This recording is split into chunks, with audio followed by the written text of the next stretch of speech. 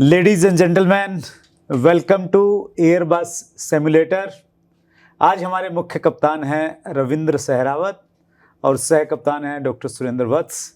हम 35,000 फीट की ऊंचाई पर उड़ान भरेंगे। लगभग 1 घंटे की दूरी है। आप एंजॉय कीजिए, रिलैक्स कीजिए और यात्रा का आनंद लीजिए। हमारे मुख्य कप्तान को मैं आपसे इंट्रोड्यूस करवाऊं। मैं बताना चाहता हूं कि वो मुख्य कप्तान होने के साथ साथ में एक कंपनी चला रहे हैं, एयरक्राफ्ट कंपनी है। वो प्रेसिडेंट हैं चार्ली फॉक्सट्रॉट के और डायरेक्टर हैं इंस्टीट्यूशन फॉर एविएटर्स में। बहुत बहुत स्वागत है रविंद्र सहरावत जी आपका। Welcome on board doctor Surendra Vats. It's pleasure to have you on board today. मुझे लगता है कि आज की फ्लाइट बहुत ही आनंददायक होने वाली है। आज मेरे साथ इतने यंग एंड डायनामिक सह पायलट साथ में हैं, तो let's start our flight. Before we go for the flight, मैं आपको थोड़ा सा कंट्रोल्स के बारे में बताऊंगा। क्या क्या हमारे पास कंट्रोल्स हैं, हम एयरक्राफ्ट को कैसे फ्लाई करते हैं, कैसे आसमान में इसको लेके जाते हैं। प्लीज। और आज ये शुभ काम आपके हाथों से होने वाला है। इस बात की हमें बहुत खुशी है और मुझे लगता है कि सब लोग इसको बहुत एंजॉय करने वाले हैं। रविंद्र जी, मैंने बहुत सारे इंटरव्यू लिए हैं जी। और एक हमने पायलट महीप ढिल्लों का भी इंटरव्यू लिया था जी। व्यूवर्स से भी मैं कहना चाहूँगा कि आप जरूर उसको देखिए। एपिसोड नंबर 41, डिस्क्रिप्शन में भी हम लिंक डालेंगे। तो मेरे बहुत सारे क्वेश्चन और क्वेरी थी और उसके बाद में और बहुत सारी जनरेट हो गई, क्योंकि वो 5 साल पहले हमने शूट किया था। और आज के इंटरव्यू के लिए मैं इतना एक्साइटेड था। जी। मैं आने से पहले सलून गया, बिल्कुल अपना एकदम हेयर वेयर कट करके एकदम बढ़िया सा, मैंने कहा पायलट के साथ में बैठूं, थोड़ा सा अच्छा लगे। You are looking like very young pilot and dynamic pilot. तो मैं बहुत एक्साइटेड हूँ कुछ जानने के लिए। बताइए सर, इसको सबसे पहले हम यहीं से स्टार्ट करते हैं कि रनवे से जब हम इसको टेक ऑफ करते हैं तो क्या प्रोसीजर है और यहाँ पे कौन सी चीज़ हम इस्तेमाल करते हैं। जी जी। तो इससे पहले कि मैं स्टार्ट करूं, मैं आपको कॉम्प्लीमेंट देना चाहूँगा। ये पायलट यूनिफॉर्म आपके ऊपर बहुत ज़्यादा सूट करती है। आई विश कि आप पायलट भी होते। आपने इतनी सारी चीज़ें की हुई है। So now it is still not let. आप अभी भी पायलट बन सकते हो, बिकॉज जो आपकी एनर्जी है आप यूथ को भी मात देते हो। नहीं, सीरियसली मैं ये छोटे मोटे हेलीकॉप्टर उड़ाने की अगर मैं एक टारगेट लूँ, ड्रीम लूँ, तो उड़ा सकता हूँ। बिल्कुल उड़ा सकते हैं आप। 60 साल की उम्र तक आप अपना कोई भी पायलट बनने का ड्रीम पूरा कर सकते हैं। वाह, चलिए एक और नया ड्रीम ले रहा हूँ इसमें सिमुलेटर में बैठ के मैं। Yes sir, please. ऑलराइट, तो थोड़ा बेसिक अपने दर्शकों को हम बताएंगे। यहाँ पे आप खुद हाथ रखिए, you have the feeling of this. ये अपना बेसिकली थ्रस्ट लीवर है। अच्छा। इसको अगर आप देसी आम भाषा में बोलना चाहें तो इसको बोल सकते हैं ये अपने गाड़ी की रेस की तरह काम करता है। अच्छा, ठीक है। अब जैसे अपन टेक ऑफ करेंगे, टेक ऑफ के टाइम पे आप इस थ्रस्ट को एडवांस करेंगे, आप इसको आगे फुल थ्रस्ट पे लेके जाएंगे, बिकॉज टेक ऑफ के टाइम पे अपने को मैक्सिमम थ्रस्ट की जरूरत पड़ती है। राइट। अब जैसे हम आगे लेके गए, आपने सुना होगा कि इंजन की आवाज आने लगी थी। आप खुद एक बार डेमो करके देखो, you will feel engine sound. अपना एयरक्राफ्ट स्टेशनरी रहेगा बिकॉज हमने पार्किंग ब्रेक्स ऑन रखे हुए हैं। अब पीछे खींचो आप।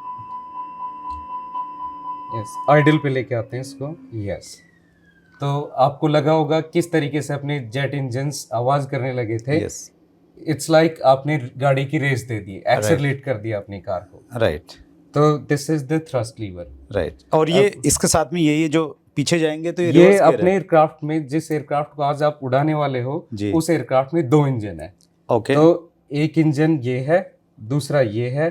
अपने को इंजन दोनों, अपने को पावर दोनों इंजन से चाहिए तो अपन दोनों को लेके आगे जाएंगे। Right right.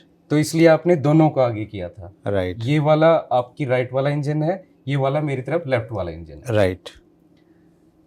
उसके बाद आज के दिन हमारे पास इतनी एडवांस टेक्नोलॉजी है, हमें ज़्यादा कॉकपिट में काम करने का नहीं होता है। जी। पहले क्या होता था, एयरक्राफ्ट को मैनुअली फ्लाई करते थे, सारा चार्ट्स को देख के फ्लाई करना होता था।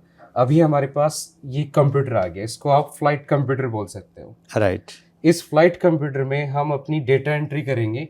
अपने को दिल्ली से जयपुर जाना है, कितने फ्लाइट लेवल पे जाना है, कितनी उड़ान भरनी है, कौन सी हेडिंग अपने को फ्लाई करनी है, वो सारा हम इस एफएमएस में पूरी फ्लाइट प्लान की एंट्री कर देंगे।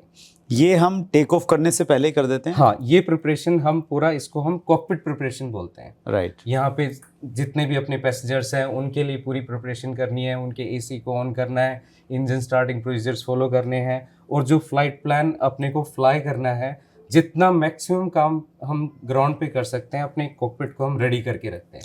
लगभग कितना इसमें टाइम लगता होगा?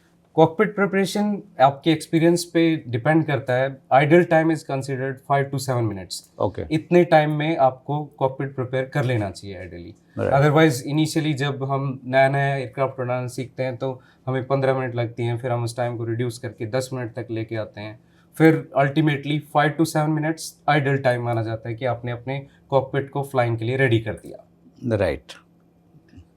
मेरा क्वेश्चन ये था कि ये जो बैक आने का है तो ये इसका क्या फंक्शन रहता है? बैक आने का रिवर्स है? हाँ, रिवर्सर। अब क्या होगा, जैसे हम लैंडिंग करेंगे, लैंडिंग के बाद अगर आपने ब्रेक बहुत ज़्यादा अप्लाई कर दिए तो उससे ब्रेक हीट अप हो सकते हैं। और हीट अप होने की वजह से उसका जो लिक्विड है, फ्लूइड है, वो लीक कर जाएगा। बेसिकली द हाइड्रोलिक्स, राइट, वो लीक कर गए तो हमारे ब्रेक फेल हो जाएंगे।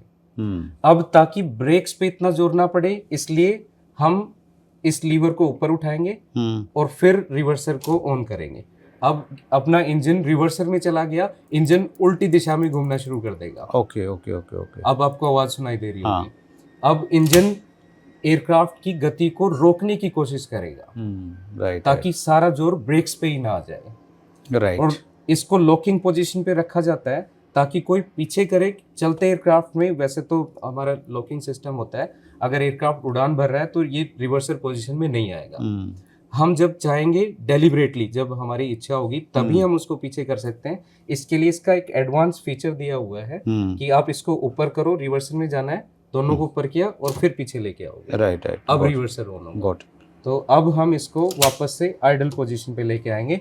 आइडल पोजीशन मतलब गाड़ी स्टार्ट है, चल नहीं रही है, न्यूट्रल है। न्यूट्रल है, राइट। अभी टेक ऑफ करते हैं। हाँ जी, प्लीज। तो मैं थोड़ा सा और आपको बता देता हूँ। ये आपकी स्क्रीन के सामने, इसको हम अपनी इलेक्ट्रॉनिक चेकलिस्ट बोलते हैं। This one, right. इसका जो टेक्निकल नेम है, एयरबस ने इसका नाम रखा हुआ है e cam, that is also called as the electronic camera. Right.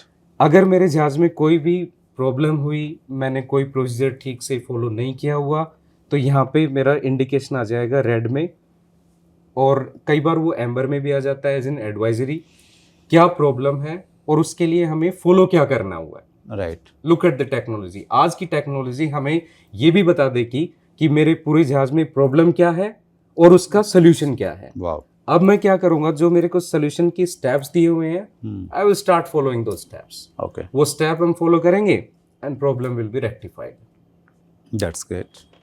उसके बाद ये अपना मेन कंट्रोल पैनल है, जिसको हम फ्लाइंग में ज़्यादा से ज़्यादा यूज़ करेंगे। आज आप ही ये सब करने वाले हैं। इसको हम बोलते हैं फ्लाइट कंट्रोल यूनिट। राइट। यहाँ से आपको कौन सी हेडिंग फ्लाई करनी है, कितने लेवल पे जाना है। Heading means? हेडिंग मतलब आपका एयरक्राफ्ट का नोज, अच्छा, ओके, किस दिशा में रहेगा। राइट राइट, उसको हम हेडिंग बोलते हैं। फिर आपकी एसपीडी, ये आपकी एब्रीविएशन है स्पीड की। राइट। यहाँ पे हम स्पीड सेट करेंगे अपनी, कितनी स्पीड पे हम जाना चाहते हैं। उसके बाद यहाँ पे ये ऑल्टीट्यूड है, कितने ऑल्टीट्यूड पे हम फ्लाई करना चाहते हैं। तो हम दर्शकों को बता दें कि आपने बोला कि 35,000 फीट पे जाएंगे। We will try to climb to 35,000 feet. 35,000 की फीट पे ऊंचाई भरने की कोशिश करेंगे, बट दर्शकों को नीचे का नज़ारा दिखाने के लिए हम थोड़ी देर लो लेवल पे फ्लाई करेंगे, ताकि वो अपने अपने घरों को पहचान पाए। स्पेशली जो दिल्ली के रहने वाले हैं। Right. And then we will try to land at Jaipur, तो जयपुर वाले लोग भी मे बी इसको एंजॉय कर पाए, और बाकी लोगों के लिए भी have lot of sessions pending. That's great, super. Alright, so उसके बाद आपके राइट साइड में आपके पास एक कंट्रोल पैनल है, कंट्रोल कॉलम उसको हम बोलेंगे, जहाँ पे आपने अभी जॉयस्टिक लिया हुआ है। इसको हम बोलेंगे क्या, स्टीयरिंग बोल सकते हैं देसी भाषा में? देसी भाषा में बिल्कुल आप स्टीयरिंग बोल सकते हैं। तो जब आप फ्लाई करेंगे तो हमें इसी को होल्ड करना होता है, इससे अपन रेस देंगे और इससे अपना स्टीयरिंग वाला काम करवाएंगे हम। तो ये स्टीयरिंग भी साइकिल वाला हुआ। ये ये स्टीयरिंग साइकिल से भी इजी है, क्योंकि इसकी मूवमेंट देखो। अगर आप इसको अपने एयरक्राफ्ट को नीचे करना है, हाँ, तो फिर आप इसको नीचे की तरफ लेके जाओ। अच्छा, ओके ओके। अगर ऊपर नोज ऊपर करनी है, उड़ाना है, टेक ऑफ करवाना है, तो इसको पीछे की तरफ लेके आओ। ओहो अच्छा। ये अभी आवाज आई ड्यूअल इनपुट, बिकॉज अभी हमने दोनों ने एक साथ किया, हम्म, राइट। अपने सिस्टम एयरबस का ये अलाउ नहीं करता कि दोनों पायलट्स एक टाइप के मैन्योवर एक साथ कर रहे होते हैं। Okay okay. तो हमारे यहाँ पे कंसेप्ट होता है, जब हम कॉकपिट में आते हैं, हम्म, एक होता है पायलट फ्लाइंग और एक होता है पायलट नॉन फ्लाइंग। ओके तो जो पायलट फ्लाइंग है वो अपनी कंट्रोल संभालेगा, जो दूसरा पायलट है वो अपनी रीडिंग्स चेक करना है, उसको बैकअप देगा बेसिकली। अच्छा, वो क्योंकि वो फंक्शन नहीं करेगा, कुछ भी फंक्शन एक ही वो पायलट करता है फंक्शन इन द सेंस कि वो बैकअप देता रहेगा आपको कि आपसे कोई चीज मिस तो नहीं हुई है, राइट आप सारे प्रोसीजर ठीक से फॉलो कर रहे हो, उसको हम चेकलिस्ट बोलते हैं। Right right. तो हमारे पास हर स्टेप की एक चेकलिस्ट बनी रहती है। हम्म, तो उस चेकलिस्ट को वो बोलता रहता है कि अब चेक करो आपने ये किया कि नहीं किया, ये पूरा हुआ कि नहीं हुआ, ताकि हम कोई भी चीज भूले ना। क्योंकि यहाँ पे तो आपको देख सकते हैं lot of control buttons Yeah, yeah. Right. आप तो इसमें देयर कैन बी चांसेस कि कोई चीज मिस हो जाए हमसे। तो ये रविंदर जी, ये सारे बटन काम के हैं या कुछ वैसे ही लगा दिए शोकेस के लिए? नो नो नो, इसमें कोई भी फैंसी बटन नहीं है। ये सारे के सारे आपको जी, मालूम जी। है ये कौन सा किस जी चीज के जी, लिए? Exactly exactly. ये वाह। सारे बटन हमारे काम के, लेकिन जब हम फ्लाई करना शुरू करेंगे, जब आप जहाज उड़ाएंगे, तो मोस्टली हमारा फ्लाइट कंट्रोल यूनिट यूज होगा। अपनी इस पावर को हम एक प्रॉपर डिटेंट पे लेके जाएंगे, उसके बाद हम इसको ऑटो थ्रस्ट पे डाल देंगे। दैट मीन्स कि अब अपना एयरक्राफ्ट अपनी पावर खुद मेंटेन करेगा, जितनी उसको चाहिए वो लेता रहेगा। कितने बटन होते होंगे इसमें टोटल? बटन की टू बी वेरी फ्रैंक मैंने काउंटिंग तो नहीं की, बट आपको देखने से ही लग रहा होगा hundreds of buttons are there, yeah. और उसके पीछे जो अपना कॉकपिट जहाँ पे खत्म होता है, उधर भी हमारे पास बहुत सारे इलेक्ट्रॉनिक स्विचेस रहते हैं। Okay okay okay, right. तो जैसे अपने सर्किट ब्रेकर्स होते हैं, वैसे स्विचेस पूरा पैनल बना होता है पीछे की तरफ। राइट। उड़ान भरें जी। तो I am super excited and charge up. बिल्कुल। ज्यादातर फ्लाइट्स में डर तो नहीं लगता, लेकिन थोड़ा सा एक एक्साइटमेंट रहता है, लेकिन आज बिल्कुल एकदम एक अलग तरह की उमंग है। जी जी बिल्कुल। तो हम तैयार हैं। ये मास्टर क्या है? ये master, this is master question. अब अपना देखो यहाँ पे कुछ रेड पे आएगा, हाँ, तो कुछ अपना कॉन्फिग पिच में ट्रिमिंग की जरूरत है, जो हम अभी नहीं कर रहे हैं बिकॉज ये सिमुलेटर है, it will take lot of time. तो let's fly the aircraft. Right. अब आप देखो, अभी अपना इंजन स्टार्ट है, ये पार्किंग ब्रेक है, ऑन पोजीशन पे है, राइट। तो अब आप खुद अपने हाथ से इन पार्किंग ब्रेक्स को ऑफ करोगे और Right. फिर थ्रस्ट को एडवांस करेंगे and then let's try to take off. तो हम टेक ऑफ के लिए तैयार हैं। यस। आप अपना हाथ यहाँ पे लेके आइए। अभी हम पावर देंगे। पावर ऑफ टेक ऑफ में हम फुल पावर का ही इस्तेमाल करेंगे, और यहाँ पे ही कंट्रोल है। आप पावर देंगे, मैं जहाज को कंट्रोल करूंगा। राइट। तो पावर देते, पार्किंग ब्रेक हटाते हैं, आप खुद हटाओ पार्किंग ब्रेक्स। तो पायलट कुछ बोलते हैं स्टार्टिंग में कुछ ऐसा जब? पार्किंग ब्रेक्स ऑफ, हाँ। It's like light camera action. अच्छा, okay, right. So advance the thrust, बढ़ाओ पावर।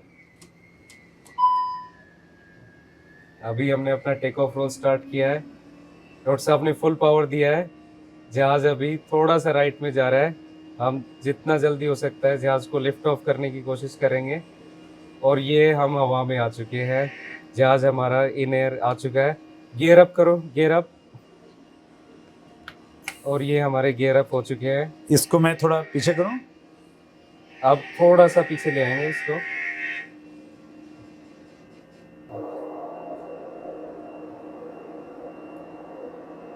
और सो अभी हम आसमान में आ चुके हैं, और आप देख सकते हो, मैं थोड़ा सा नीचे करके आपको दिखाऊंगा कितना ब्यूटीफुल आपको सब चीजें दिखाई दे रही है। और अब वत्स जी थोड़ा एयरक्राफ्ट को टर्न करेंगे। आज हम दिखाते हैं ऑटो पायलट कैसे मैजिकली काम करता है। तो सर यहाँ पे आपको ऑटो पायलट दिखाई दे रहा है, AP1। हाँ। तो ये 1 मेरा है, AP2 आपका होगा, ये वाला। ओके। तो अब आपको अगर एयरक्राफ्ट को टर्न करना है, आपको उस कंट्रोल कॉलम की भी जरूरत नहीं पड़ेगी। आप इसी को रोटेट करो, आपकी तरफ घुमाओगे तो हेडिंग बढ़ती जाएगी, आपकी तरफ टर्न होगा, और लेफ्ट में घुमाओगे तो मेरी तरफ टर्न होगा। आपको ट्राई दिस वन हेडिंग वाला। हेडिंग एक ही रहता है दोनों के लिए? हाँ जी जी जी। इसको मैं भी घुमा सकता हूँ, आप भी घुमा सकते हो। आप घुमाओ आराम से, टर्न करो। देखो अब हमने कुछ भी नहीं टच किया और एयरक्राफ्ट अपने आप रोटेट करना शुरू, रोल करना शुरू हो गया। और घुमाओ, हेडिंग को आप 200 पे लेके जाओ, राइट साइड में घुमाओ। राइट साइड में देखो 194 आया, 195, 196, 200 पे लेके जाओ, 197, 198, और अब आप छोड़ देंगे, अपने आप आपकी हेडिंग 200 आके सेट हो जाएगी। Okay, that's great. So how easy to fly, तभी मैं कह रहा हूँ आपका ड्रीम है, आप जल्दी से जल्दी इसको पूरा Wow. करो। कोई ये डर नहीं कि साइड में से कोई साइड मार जाएगा, कोई ओवरटेक कर उसके जाएगा। लिए हमारे पास एयर ट्रैफिक कंट्रोलर है। अच्छा, ठीक है। साइड मारने को रोकने के लिए वो हमें कंट्रोल करके रखता है कि आपको किस हेडिंग पे फ्लाई करना है। ये अपने को हेडिंग एटीसी ने बताया राइट कि आपको इस हेडिंग पे चलना है ताकि हम अपने जयपुर डेस्टिनेशन पे पहुंच पाए। अभी हम 200 की स्पीड से जा रहे हैं। हाँ जी, अब हम अपनी स्पीड मेंटेन कर रहे हैं 180। 180। वो आपको यहाँ पे दिखाई देगी। हाँ, this is speed metre. Yes, जो एस आपको दिखाई दे रहा है that's the speed 180। Right, yes yes right. और जो आपको ऑल्टीट्यूड दिखाई दे रहा है, अभी हम ऑटो पायलट पे फ्लाई कर रहे हैं। This AP is auto pilot. आप वाला ऑटो पायलट होना है जो हमें 3500 फीट पे उड़ा रहा है। हम अपनी इतनी कम ऊंचाई पे इसलिए उड़ान भरी हमने अभी स्टार्टिंग में, ताकि हम अपने नीचे का व्यू देख पाए। तो जैसे अगर आपको थोड़ा सा व्यू देखना है तो मैं एयरक्राफ्ट की नोज डाउन करूंगा और आप देख सकते हैं कितना ब्यूटीफुल व्यू है। ये एक्चुअल व्यू आपको कॉकपिट से भी ऑलमोस्ट ऐसा ही दिखाई देता है। जैसे थोड़ा ऊपर आते हैं तो ये चीजें हमें थोड़ी सी फेंटेड नजर आती हैं। राइट, थोड़ा सा हमें ऊपर करना पड़ेगा बिकॉज हमने नोज डाउन कर दिया। तो वार्निंग आनी शुरू हो जाती है क्योंकि हमने ऑटो पायलट को बोला हुआ था कि 3500 फीट मेंटेन करना है। Right. अब मैं आपको दिखाने के लिए अगर नीचे लेके जाऊंगा तो ये मेरे को अलर्ट करता है कि भाई नीचे गलत जा रहा है, ऊपर आ जाए, कुछ गलत हो रहा है। तो जो वार्निंग आई थी वो उसके लिए आई थी। अब आप देखो वापस से अपने आप को 3400 के आसपास ले आया और ये 3500 पे आके अपने आप सेट हो जाएगा। राइट।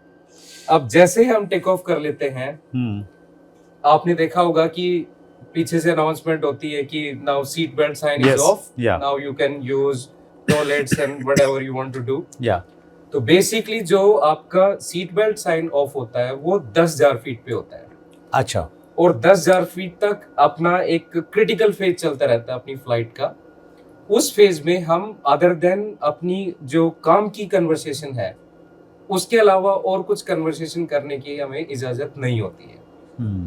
10,000 फीट के बाद अब अपना कॉकपिट अपने घर जैसा है। अब हम खाना खाएंगे, खूब बातें करेंगे, विल एंजॉय द फ्लाइट। मतलब ऊंचाई पे जाने के बाद you are safe. We are safe now, क्योंकि जब हमने टेक ऑफ किया था, जब आप टेक ऑफ कर रहे थे, आप अपने इंजन को फुल पावर पे लेके गए थे। जब इंजन फुल पावर पे चला गया तो उसका मतलब हम maximum efficiency of the engine use कर रहे हैं। तो वो वैसा टाइम है जहां पे इंजन को अपनी मैक्सिमम पावर यूज करनी होती है। तो अपने को ये इंजन के सारे पैरामीटर्स यहाँ पे देखने होते हैं। राइट। अभी इंजन मैक्सिमम 10,000 की फीट के बाद में कम आ जाती है, उसकी पावर कम यूज होती है। यस। जितना हम ऊपर जाते जाएंगे हमें कम पावर की यूज जरूरत पड़ेगी। और उसके लिए हमने क्या किया, अभी देखो ये एयरबस की फैसिलिटी है। हम अपने पावर सेटिंग को, जो अपना एक्सेलरेशन था या रेस थी, जो जहाज की, जो गाड़ी की रेस की हम बात कर रहे थे, उसको हमने यहाँ पे सेट कर दिया। राइट। और यहाँ पे ये देखो O/THR लिखा हुआ है। इसका मतलब ऑटो थ्रस्ट। राइट। मतलब अब मेरे जहाज को जितनी भी पावर की जरूरत है वो अपने आप लेता रहेगा ऑटोमेटिकली। राइट। How easy. अब मुझे कुछ भी नहीं करना। आप बोलो कि मुझे आपके घर की तरफ टर्न करना है, मैं यहाँ से हेडिंग घुमाऊंगा और जहाज अपने आप आपके घर की तरफ टर्न करना शुरू कर देगा। And that's how we reach to any desired place. मैं अपने घर की तरफ करना चाहूँ वहां पे कर सकता हूँ, लेकिन हम अपनी इच्छा से नहीं कर पाएंगे क्योंकि ATC इज देयर। यस। ये तो आपकी साथ फ्लाइट है तो हमें पूरी फ्रीडम है। आज हम कुछ भी करेंगे फ्लाइट में। फ्लाइट में रविंदर जी एक ही चैलेंज आता है। मुझे एक फ्लाइट अच्छे से याद है, मैं दिल्ली से अमृतसर के लिए मैंने टेक ऑफ किया। जी। थोड़ा रेनिंग सीजन था। जी। और मतलब टेक ऑफ होने के बाद में आई थिंक हार्डली 10 मिनट्स हुए होंगे जी।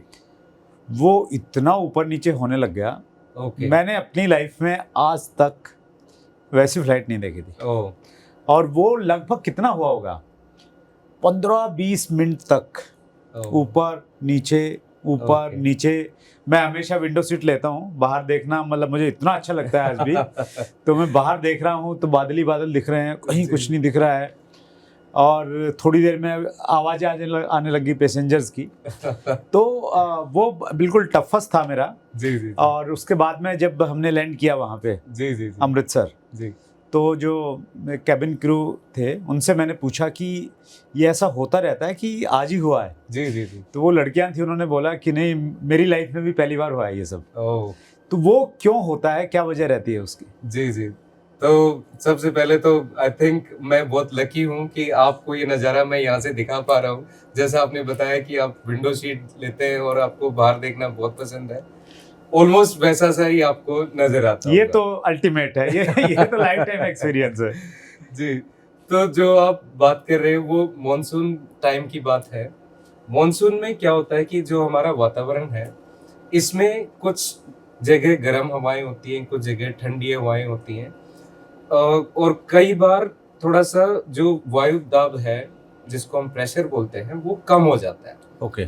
और जब जो हमारे ये गैस के बलून्स टाइप बनते हैं इन एयर, इनविजिबल, जो हमें दिखाई नहीं देते, राइट। तो वो कई बार अपने जहाज को नीचे की तरफ धकेलते हैं, कई बार ऊपर की तरफ धकेलते हैं। ओके। तो जो ये कभी ऊपर से दबाव पड़ रहा है, कभी जहाज पे नीचे से दबाव पड़ रहा है, तो उसकी वजह से अपने जहाज में टर्बुलेंस फील होती है, जिसमें एयरक्राफ्ट बहुत ज्यादा हिलने लग जाता है। लेकिन उसमें घबराने की बिल्कुल बात नहीं होती। ऐसी सिचुएशन में हम पायलट्स क्या करते हैं, इस ऑटो पायलट को डिसंगेज करेंगे। अब जैसे मैं ऑटो पायलट को डिसंगेज करूंगा, एक वार्निंग आएगी, देखो उसको फील करते हैं, इसका मतलब मेरा ऑटो पायलट डिसंगेज हो गया। राइट। अब मेरे को वापस से एंगेज करना है, मैंने दोबारा से इसको प्रेस कर दिया। राइट। तो ऑटो पायलट को डिसंगेज करते हैं और हम मैनुअली कंट्रोल करते हैं जहाज को, अच्छा। बिकॉज ऑटो पायलट हमेशा एक अनएक्सपीरियंस पायलट माना जाता है। ऑटो पायलट कैसा है, जैसे आप गाड़ी चलाना सीखते हो, शुरू शुरू में आप जब गाड़ी चलाना सीखते हो तो आपने देखा होगा कि भाई ठीक है, मेरे को सीधी रोड पे लाके दे देना, फिर मैं संभाल लूंगा। और जैसे चारों तरफ से व्हीकल्स आए, ट्रैफिक आए, आप घबरा के छोड़ देते हो। ऐसे ही अब अगर मैं अपने कंट्रोल कॉलम को आड़ा टेढ़ा कर देता हूँ, भी तिरछा कर देता हूँ, तो ऑटो पायलट की ऐसी वार्निंग आएगी और बोल देगा मेरे बस की नहीं है, मैं छोड़ रहा हूँ। तो autopilot is always unexperience pilot. तो हमें ये पता है कि टर्बुलेंस की सिचुएशन में हमारा ऑटो पायलट इस जहाज को हैंडल नहीं कर सकता, क्योंकि ये तो बेचारा एक अनएक्सपीरियंस पायलट है। ये हमारी हेल्प करता है। जैसे अभी आप खाना लेके आए हो, अब दिखाएंगे डॉक्टर वत्स अपना खाना लेके आए हैं। जी जी जी। मैं अपना खाना लेके आया हूँ, हम दोनों अलग अलग खाना लेके आए हैं। और ये हमारी फ्लाइट का भी प्रोटोकॉल होता है, हम दोनों सेम खाना नहीं खा सकते, ताकि अगर मेरे खाने में कुछ कंटामिनेशन है या फिर ये सैंडविच खराब है, अगर हमने दोनों ने ही खाया है, दोनों का पेट खराब हो जाएगा, फिर जहाज कौन उड़ाएगा। तो इसलिए हमें पायलट और को पायलट को अपना खाना भी अलग अलग तरीके का लेके जाना होता है। मैं तो फ्रूटी खाता हूँ सर, घर में बाहर रहूं। वो आपको देख के लग रहा है तो कितना शाइनिंग हो आप। जब हम टर्बुलेंस में जाते हैं जी, तो एक टाइम में कितना पायलट ऊपर लेके जाता है और कितना नीचे लेके आ सकता है, अगर उसको फिट में अगर हम लोग देखें तो? वो डिपेंड करता है कि जो अपना एयर मास आया है वो कितना बड़ा आया है। अच्छा। वो आपको 1000 से 2000 फीट की ऊंचाई तक लेके जा सकता है, जिसको हम सीवियर टर्बुलेंस बोलते हैं। अच्छा। और जब ऐसा टर्बुलेंस होता है तो उसमें इंजरी के चांसेस हो जाते हैं, बिकॉज सीट बेल्ट लगाने के बाद भी आप एक जगह आपका फिक्स रहना थोड़ा सा मुश्किल हो जाता है, बिकॉज सीट बेल्ट तो आपकी सिर्फ कमर पे बंधी हुई है, फिर भी इंजरीज ऊपर नीचे होने की वजह से होने के चांसेस रहते हैं। तो वो एकदम फाल होता है नीचे, एकदम अप जाता है? Yes yes yes. ओके। तो उसमें जैसे हमने 1000 किया, कमांड दिया, 1000 ही जाएगा, वहां पे रुक जाएगा जाके? नहीं नहीं नहीं, मैंने आपको बताया कि जैसे टर्बुलेंस होगा हम अपना ऑटो पायलट तो डिसंगेज कर देंगे। राइट। जैसे मैंने ऑटो पायलट डिसंगेज किया, अब तो मेरे हाथ में कमांड है, मैं कंट्रोल करूंगा जहाज को। जैसे वो ऊपर जाने लगता है मैं उसको नीचे लेके आऊंगा। तो बेसिकली तब हमें हमारी नेचर और एयरक्राफ्ट के बीच में फाइट होने लगती है। उस फाइट को हमें कंट्रोल करना है और वही पायलट का एक्सपीरियंस होता है। उस समय एक पायलट ऑपरेट करता है या दोनों ऑपरेट करते हैं? At a time control column एक ही पायलट के हाथ में हम देते हैं। राइट। अब जैसे हम जब टेस्ट कर रहे थे, अगर आप भी छेड़ोगे कंट्रोल कॉलम, मैं भी छेड़ूंगा, तो इसमें एक वार्निंग आएगी डुअल इनपुट, मतलब दोनों जने कर रहे हैं। बिकॉज एक ही काम को दोनों लोग करेंगे तो दैट मींस कि कंफ्यूज अपना ये कंप्यूटर है पूरा। राइट। इसमें हमारे 180 के आसपास कंप्यूटर लगे हुए हैं इस पूरे सिस्टम को संभालने के लिए। 180 कंप्यूटर लगे हुए हैं। राइट। तो कंप्यूटर को डुअल कमांड जाएगी, वो कंफ्यूज हो जाएगा, उसको समझ में नहीं आएगा मुझे लेफ्ट जाना है, राइट जाना है, कितना जाना है। तो इसलिए इस कंट्रोल कॉलम को दोनों में से एक ही पायलट हैंडल करेगा। तो जब ये झटके लगते हैं तो जी। घबराने की आवश्यकता तो नहीं है? बिल्कुल भी आवश्यकता नहीं है। पायलट्स के लिए बहुत ही इजी टू हैंडल सिचुएशन होती है। ऐसे में पैसेंजर्स को एकदम काम रहना चाहिए। सीट बेल्ट जितना अच्छी पोजीशन में, टाइट पोजीशन में रख सकते हैं वो रखनी चाहिए। अगर कोई लेबोरेटरी में स्टक हो गया है तो कई एयरक्राफ्ट्स में वहाँ भी सीट बेल्ट आपको दिया जाता है, वहाँ भी आप अपने आप को सिक्योर कर सकते हैं अगर सीवियर होता है तो। अदरवाइज अपनी सीट पे जितना जल्दी हो सकता है आप आएँ और वहीं पे अपने आप को सिक्योर करें। अगर फ्लाइट में कोई इमरजेंसी हो गया, किसी को मेडिकल रिक्वायरमेंट पड़ गई, जी। तो उसके लिए क्या इंस्ट्रक्शंस रहती हैं, क्या नॉर्म्स हैं? ऑलराइट, सो ऐसे केसेस में जो हमारी केबिन क्रू हैं उनकी ट्रेनिंग का ये पार्ट होता है कि उनको अगर किसी पैसेंजर को इमरजेंसी कुछ प्रॉब्लम हुआ, हार्ट से रिलेटेड कोई प्रॉब्लम हुआ, तो वो उनको प्रिलिमिनरी तौर पे क्योर कर पाए। ओके। राइट, और उसके बाद हमारे पास फर्स्ट एड एक ट्रेनिंग होती है जो हम सब क्रू को करनी होती है। फर्स्ट एड ट्रेनिंग में भी ये सारी चीज़ें उनको समझाई जाती हैं कि ऑन बिहाफ ऑफ सिम्टम्स उनको क्या सिम्टम्स आ रहे हैं, उसके अकॉर्डिंग अगर उसको थोड़ा क्योर कर पाए तो। उसके बाद केबिन क्रू आएगी, हमें रिपोर्ट करेगी कि कोई पैसेंजर है जिसको अनईजी फील हो रहा है।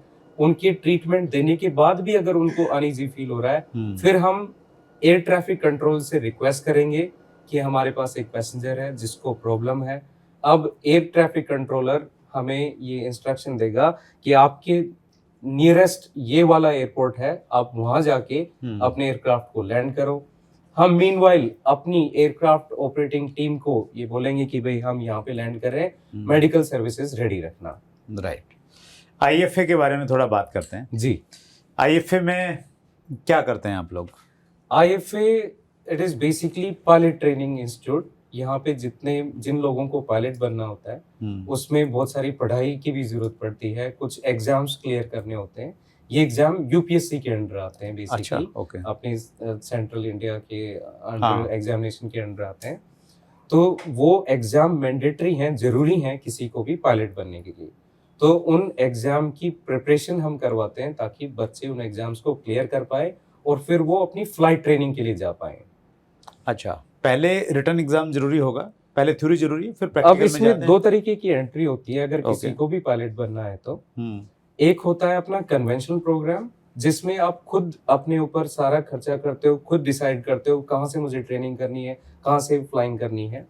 दूसरा प्रोग्राम है जिसको हम बोलते हैं cadet program. Right. Cadet program आज के दिन एयर इंडिया और इंडिगो दोनों जो लीडिंग एयरलाइंस हैं दोनों ने ही रखे हुए हैं। तो कैडेट प्रोग्राम में बेसिकली आपका जो सिलेक्शन है वो स्टार्टिंग में ही एयरलाइन कर लेती है। अच्छा, ओके। उसकी भी हम प्रिपरेशन करवाते हैं। तो जैसे ही आपका सिलेक्शन हुआ एज इन कैडेट प्रोग्राम, तो फिर आपकी गारंटी बन गई कि आप ऑलमोस्ट पायलट बन चुके हो। अब आपकी सारी ट्रेनिंग एयर इंडिया, अगर एयर इंडिया का ज्वाइन किया तो एयर इंडिया करवाएगी, इंडिगो का ज्वाइन करवाया तो इंडिगो करवाएगी। उसकी लेकिन फी ज्यादा रहती होगी naturally? उसकी fees yes it is close to 1 crore, 1 crore के आसपास है। लेकिन मैं आपको कोरिलेट करता हूँ, आपने देखा होगा कि हमारे देश में फाइटर पायलट होते हैं जी। वो एनडीए ज्वाइन करते हैं। एनडीए की एंट्री भी same as the cadet program ही है। अच्छा। दोनों में डिफरेंस ये है, जब आप एनडीए में जाते हो तो आप फाइटर पायलट बनते हो, आपके ऊपर जितना भी खर्चा है वो गवर्नमेंट करती है। कैडेट में जाते हो आप कमर्शियल पायलट बनते हो और सारा खर्चा आपको अपनी पॉकेट से करना है, मतलब उनके पेरेंट्स या जो भी स्पॉन्सर कर रहे हैं वो लोग करेंगे। That's great. इंस्टीट्यूट में आपका क्या सब्जेक्ट रहता है? आपने एज ए पायलट स्टार्ट किया था करियर? जी डॉक्टर साहब, मैंने अपना करियर स्टार्ट किया था 2008 में। मैं आपकी तरह I am also very rooted, मैं एक फार्मर फैमिली से बिलोंग करता हूँ। मैंने अपनी एविएशन जर्नी 2008 में शुरू की थी। 2008 में मैंने सोचा कि अब पायलट बनना है। एक दिन हम लावणी कर रहे थे, आप समझते होंगे लावणी करते गेहूं काट रहे थे। गेहूं काट रहे थे। तो जैसे मैंने आसमान में देखा एक जहाज बहुत कम ऊंचाई पे उड़ान भर रहा था। अच्छा, क्या एज और कौन सी क्लास में पढ़ते थे उस टाइम? उस टाइम मैंने 12th के एग्जाम ही दिए थे। अच्छा, ठीक है। जी नारनौल से हैं आप, हरियाणा जी, से? मैं नारनौल हरियाणा महेंद्रगढ़ डिस्ट्रिक्ट से हूँ जी। तो एक जहाज बहुत कम ऊंचाई पे उड़ रहा था और मे बी कुछ सर्वे फ्लाइट होगी। तो वो पहला दिन था जब मैंने एयरक्राफ्ट को इतना पास से देखा और मैं उसको देख के इतना एक्साइटेड हो गया कि मैं I could not control my self. कि तभी मैंने सोच लिया कि नहीं, मुझे जहाज में बैठना नहीं है, मुझे इसे फ्लाई करना है। वाह। तो फिर मैं थोड़ा सा स्टडी किया। उस टाइम गूगल इन्फॉर्मेशन इतनी नहीं थी। मेरे बड़े भाई साहब वो इंडियन एयरफोर्स में थे, अब तो रिटायर हो गए वो। तो थोड़ा गाइडेंस उनसे लिया, उन्होंने बताया कि इस तरीके से हम पायलट बन सकते हैं। तो पहला स्टेप था कि हमें यूएस जाना था, अमेरिका। नाम सुनते ही वैसे ही वो छुट गया, अमेरिका जाना ट्रेनिंग के लिए। ट्रेनिंग के लिए। इंडिया में तब ज्यादा नहीं था? नहीं, इतना नहीं था उस टाइम पे, बहुत ही कम था। तो अमेरिका के नाम पे सबसे पहले तो गांव में पढ़े हुए, इंग्लिश के नाम पे ऐसा लगा कि अंग्रेजों से कैसे बात करेंगे, कैसे वहां पे ट्रेनिंग सीखेंगे।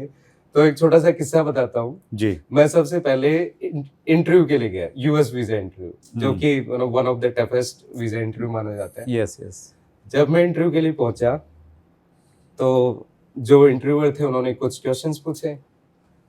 अब जो वो बोल रहे थे वो बोली मुझे समझ में नहीं आई कि वो क्वेश्चन क्या पूछ रहे हैं। मैं अपना जैसा अपना कन्वेंशनल पढ़ाई का तरीका था वैसे ही एक ऐसे की तरह मैंने कुछ क्वेश्चंस याद किए थे। जो क्वेश्चन याद आए मैं उनके आंसर ऐसे ही बोलता गया, मुझे नहीं पता क्वेश्चन ही क्या पूछा है। फिर उसने दूसरा क्वेश्चन पूछा। अब मैंने उसी में काट छाट करके कुछ और बोल दिया इंग्लिश में, मुझे नहीं पता उसने पूछा क्या। अल्टीमेटली मेरा वीजा लग गया। अच्छा। मुझे आज तक नहीं पता मेरे से वीजा में क्या क्वेश्चन पूछे गए थे। मैं तो जैसे हमने द काउ का प्रस्ताव जैसे याद करते हैं वैसे इंग्लिश में रट के गया था और अपने सारे कंटेंट बोल दिए। मैं यहाँ रहूंगा, यहाँ पे फ्लाई करूंगा, ये लोग मुझे स्पॉन्सर करेंगे, बस। एक बड़ा अच्छा जोक याद आ रहा है, कन्वर्सेशन को हम आगे बढ़ाएंगे। तो हरियाणा में ऐसी गांव में ना एक अंग्रेज चला गया एक बार जी। तो गांव वालों ने देखा कि भाई अंग्रेज है, गोरा चिट्टा जी। तो गांव में कोई अंग्रेजी जानता नहीं था। तो एक बंदा था जी। जो कभी कॉलेज पढ़ के आया था, तो वो गांव वालों के सामने अंग्रेजी बोलता था जी जी जी। तो उसका नाम लखपत था। बोले लखपत को बुलाओ, वो ही जानता गांव में अंग्रेजी। तो लखपत ने तो अंग्रेजी तो बहुत ज्यादा आती नहीं थी जी जी जी। तो उसको जो थ्रस्टी क्रो की कहानी थी ना वो याद थी। तो अंग्रेज आया तो अंग्रेज ने उससे पूछा होगा टेल अबाउट योर विलेज और समथिंग, कुछ ऐसे क्वेश्चन पूछे जी जी। तो लखपत को और कुछ तो आता नहीं था, उसने शुरू कर दिया once there was a crow he was very thirsty he went here and there research of water. Full flow में उसने सुना दी जी जी जी। तो अंग्रेज को गुस्सा आया कि यार मैं क्या पूछ रहा हूँ, ये क्या बता रहा है जी। और उसने जोर से थप्पड़ मारा उसको कि idiot what I am asking and what you are telling. तो ऐसा कुछ बोल के तो अब उसको थप्पड़ तो लग गया जी। अब गांव वालों ने पूछा कि भाई थप्पड़ क्यों मार रहा है, पकड़ा इसने? बोले नहीं पकड़ो नहीं, ये कह रहा है कि जब तेरे को इतनी अच्छी अंग्रेजी आती है तो इन मूर्खों के बीच में क्यों रह रहा है? तो कॉन्फिडेंस होना बहुत जरूरी है। बिल्कुल बिल्कुल। तो आई थिंक उसी ने काम किया मेरे केस में भी। आप बिल्कुल सही कह रहे हैं जी जी। तो उसके बाद मैं पहुंचा यूएस जी। वहां भी एक छोटा सा किस्सा मैं बताऊंगा आपको। गांव की स्कूल में पढ़े थे, लड़के लड़कियों के सेक्शन अलग होते थे, प्राचीन परंपरा गाँव की जी जी। Minimum interaction with girls. हाँ। तो मैं रास्ते में यही सोचता हुआ जा रहा था जब मैं फ्लाइट में बैठा कि गलती से कोई गोरी इंस्ट्रक्टर ना मिल जाए, लड़की इंस्ट्रक्टर ना मिल जाए, क्योंकि बहुत शर्म आती थी, हमारी शर्म कभी खुली नहीं थी। तो हम 8 लोग गए थे बैच में, उन 8 में से अकेला मैं ही था जिसे गोरी इंस्ट्रक्टर मिली। अच्छा। और वो मेरे लिए इतनी शर्म आ रही थी कि मैं इसके साथ कैसे फ्लाई करूंगा। बट समहाउ मैंने और फ्लाइट ट्रेनिंग पूरी हुई सक्सेसफुली। 1 साल में मैं वापस 2009 में इंडिया आया। तो आपने पहले ट्रेनिंग लिया फिर थ्योरिकल पढ़ाई की, ऐसा या वहीं पे रहा? वहां पे देखो मेरे पास इतना गाइडेंस नहीं था। आजकल हम बच्चों को क्या करते हैं, पहले हम उनको थ्योरी के लिए रेडी करते हैं ताकि वो अपनी फ्लाइंग भी एंजॉय कर पाए राइट, और फिर अपनी फ्लाइंग पे पूरा फोकस भी कर पाए। मेरे पास इतना गाइडेंस नहीं था, मैंने उल्टा किया। मैं पहले ट्रेनिंग करके आया, फिर यहाँ पे आके मैंने थ्योरी पढ़ी राइट। तो फिर वो कंप्लीट होने के बाद में आसानी से जॉब मिल गई पायलट की? नहीं, बहुत सारा स्ट्रगल था। मैं 2009 में वापस आया। 2009 में एविएशन में बहुत डाउनफॉल चल रहा था। जॉब तो बहुत दूर की बात थी क्योंकि उस टाइम किंगफिशर बंद हुई थी और बहुत सारे पायलट्स थे, तो फ्रेशर्स के लिए एंट्री बहुत मुश्किल थी राइट। उसके बाद आपको पता है इतना ट्रेनिंग में पैसा लगता है, घर वालों ने, रिश्तेदारों ने सारा पैसा कहीं से जोड़ वोड़ के दिया था। तो मुझे लगा कि अब गाँव जाना तो ठीक नहीं है। यहीं पे मैंने सोचा कि कुछ ना कुछ किया जाए। अब करें क्या, है हमारे पास कमर्शियल पायलट लाइसेंस। हम्म, तो मैंने पढ़ाई की, पहले अपने एग्जाम क्लियर किए, उसके बाद जो मैंने सीखा था पढ़ाई करके, मैंने सोचा कि अब मैं पायलट्स को वो ही सिखाऊंगा। अच्छा। तो I was the first one two start home tuition for the aspiring pilots. वाह, क्या बात है। तो मैंने घर घर जाके जिनको पायलट बनना था Home उनको- tutor? जी जी जी क्या जी। बात है। जी। तो बिकॉज मेरे ये दिमाग में आया और hmm. That came out very good idea also. Hmm, तो मैंने होम ट्यूशन से स्टार्ट किया और 2015 में हमने अपना ये IFA इंस्टीट्यूट खोला और अब तक हम लगभग 10,000 पायलट्स को ट्रेनिंग करवा चुके हैं। और आप जान के हैरान हो जाओगे 10,000 पायलट्स को? जी, और आप जान के हैरान हो जाओगे कि आज तक इंडिया में आफ्टर फ्रीडम, आफ्टर 1947 कितने पायलट्स बने हैं? एक रफ आइडिया, रैंडम गेस। मतलब मुझे तो ऐसा लगता है कि कार तो बहुत चला लेते हैं, जहाज है ही कम, तो पायलट भी कम ही होंगे। एग्जैक्टली। तो पायलट्स अब तक जितने बने हैं उनकी संख्या है 23,000, 23,000। अच्छा, जी जी जी 23 में से 10,000 आपके यहाँ से पढ़ के गए? जी जी, उनको कोई ना कोई ट्रेनिंग हमने करवाई है वाह। बिकॉज इसमें बहुत सारे सब्जेक्ट्स हैं, हम्म। बहुत सारे मॉड्यूल्स हैं, तो कोई ना कोई ट्रेनिंग, कोई ना कोई मॉड्यूल यहाँ से करके गए होंगे। That's great. जी सो एक आपका और वेंचर है, जी जी, वो that is? Our charter airline. हाँ, हमारी एक अपनी चार्टर एयरलाइन है। मैं थोड़ा सा और बताना जी, चाहूंगा। please, please। उसके बाद 2015 में जब हमने इंस्टीट्यूट खोल लिया, हाँ। लेकिन अपना ड्रीम तो फ्लाई करने का था, हम्म। वो लावणी वाला ड्रीम पूरा नहीं हुआ बिकॉज लावणी वाला ड्रीम में तो ये था कि अपने जहाज को पैसेंजर के साथ उड़ा के लेके जाना है, जी। बड़े जहाज को। Yes, जब हम yes। ट्रेनिंग करते हैं वो छोटा जहाज है अपना। मतलब पैसे तो आ रहे थे अभी, जी जी, लेकिन वो ड्रीम नहीं पूरा हुआ जी था, जी। पैशन तो बाकी था। 2018 में I got selected for one of the leading airlines in India. उसके बाद देन आई डिसाइडेड कि यार ये तो बात जमेगी नहीं। आपने जॉब किया कुछ टाइम एज ए पायलट? नहीं, मैंने ट्रेनिंग पूरा किया अपना। अच्छा, ट्रेनिंग पूरा किया बट एज इन कमर्शियली मैंने फ्लाई नहीं किया। ओके। क्योंकि जब मैं ट्रेनिंग कर रहा था एयरलाइन में सेलेक्ट होने के बाद, तभी मेरे को रियलाइज हो गया कि नहीं यार, इसके ऊपर भी हम कुछ कर सकते हैं। तो मैंने सोचा कि यार बहुत टाइम तक मैं दूसरे का जहाज फ्लाई नहीं करना चाहता। मेरी थोड़ी ड्रीम और बढ़ा, डायमेंशंस और बढ़े। तब तक थोड़ा मोटिवेशन भी आ चुका था, sky is not the limit, there is something beyond sky also. तो देन आई डिसाइडेड कि क्यों ना हम अपनी एयरलाइन शुरू करें। तो जब पूरी दुनिया कोविड में जूझ रही थी, उस टाइम जब हम घर बैठे थे, तो ये प्लानिंग करी और 2020 में हमने अपनी पहली फ्लाइट ऑपरेट की, दिसंबर 2020 में। अच्छा। आज के दिन हमारी अपनी एक चार्टर एयरलाइन है जिसमें हमारे पास 4 जहाज है और 5वां जहाज हम अभी इस मंथ में नया एक और ले रहे हैं। क्या बात। जी जी, thank you so much. Amazing Ravinder ji, मैंने कहीं पे एक चीज़ पढ़ी थी कि अगर आपको ग्राउंडेड रहना है ना, जी जी तो आप अपने से बड़े लोगों के बीच में रहिए। जी जी जी, तो उनको देख के आप ग्राउंडेड रहोगे कि यार आप तो कुछ हो ही है ही नहीं। एग्जैक्टली। तो मेरी वही स्थिति है। मैं पहले जींद में रहता था, तो ऐसा जी, जी। लगता था कि 2005 में मैंने एंडीवर खरीद ली थी, फोर्ड एंडीवर। जी तो वो या तो हमारे जो मेंबर ऑफ पार्लियामेंट थे उस समय जयप्रकाश जी के पास थी या मेरे पास थी। जी तो फिर मैं दिल्ली आ गया। जी तो दिल्ली आ गया तो यहाँ तो बहुत सारी फोर्ड एंडीवर थी। जी जी और अभी थोड़ा सा फिर चीज़ें और थोड़ी बदली। जी, तो अब मैं आप जैसे लोगों के बीच में रहता हूँ। मैं अगर एक गाड़ी खरीदने की सोचता हूँ तो घर पे सुदेश बोलती है कि मिठाई आई है मोनिका और रविंदर के वहाँ से। जी जी मैंने कहा किस चीज़ की मिठाई है? बोले कह रहे एक जहाज खरीदा उन्होंने। तो जहाज तो आप ऐसे खरीद लेते हैं कि जैसे हम लोग गाड़ी खरीदते हैं। नहीं, आप हमारे इंस्पिरेशन है, आप हमारे रोल मॉडल है। तो सोसाइटी में भी आपसे इतनी सारी चीजें सीखते हैं। आप इतनी एज के होने के बाद भी यंग जो हमारे चैंपियंस हैं उनको भी मात देते हैं बैडमिंटन में। इतना अच्छा आप खेलते हैं। आपका जिम का रूटीन हमसे भी नहीं फॉलो हो पाता है और आपकी जो खाने की हैबिट्स है वो तो अमेजिंग है।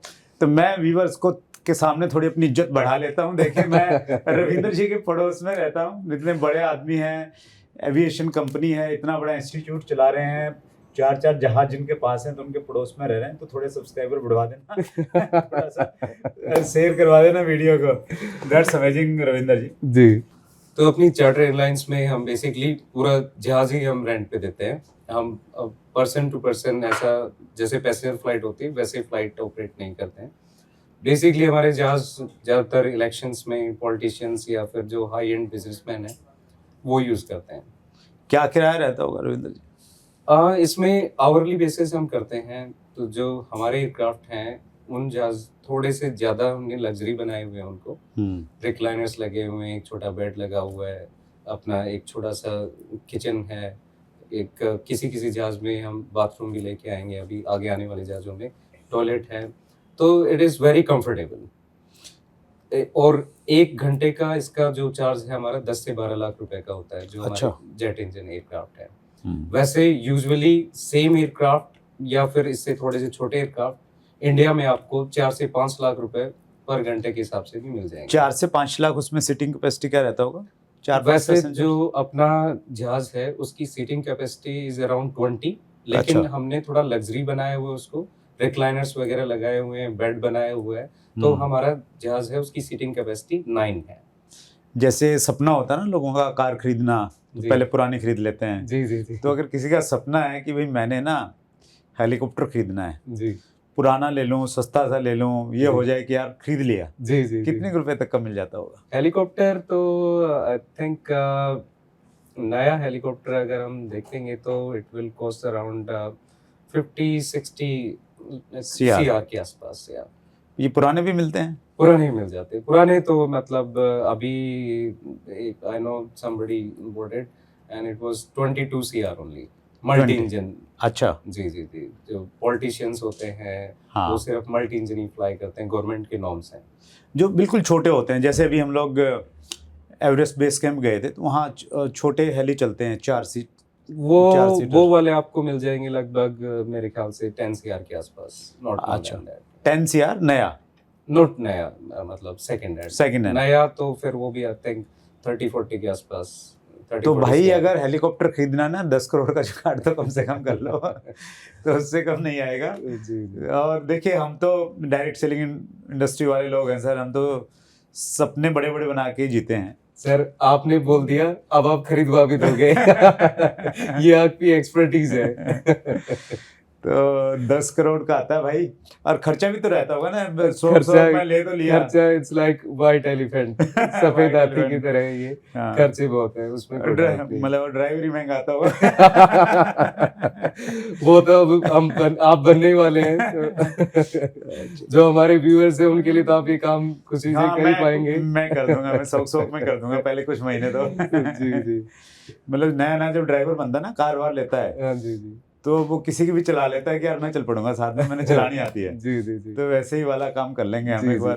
तो हम थोड़ा सीखने सा के अपने बाद- जहाज को भी संभाल लें, हाँ जी हाँ जी कहाँ प्लीज, पे हम पहुंचे हैं, थोड़ा सा अपने Yes, जहाज की yes। भी एडजस्टमेंट थोड़ा व्यूज हम लोग दिखा देते हैं जी व्यूअर्स जी को। जी जी।